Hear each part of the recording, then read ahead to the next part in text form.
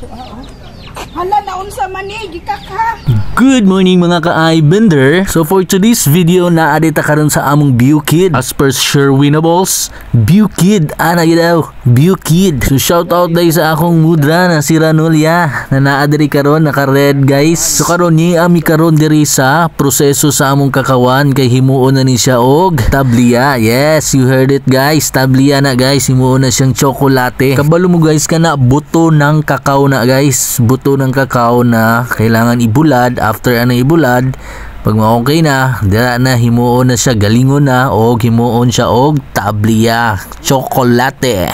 Chocolate. Uy, may pakanta-kanta pa. Shout out day kay Lando sa among kuano, gaproseso ana. So mga gnaay gusto mag-order og tablia, order na mo sa Abis Tablia. Diri lang na sa mua sa Trento, Agusan del Sur. Homemade tablia yan, galing sa mua. Mo ni siya guys, so makita ninyo kanina picture, pag makakita mo ani na Abis Tablia, galing na diri sa mua guys. Kaya guys, palit na mo guys, 1 pack 250 grams 250 pesos only. Murang-mura guys, homemade tablia, gawang lokal, buy lokal. Tara guys, chocolate at chocolate.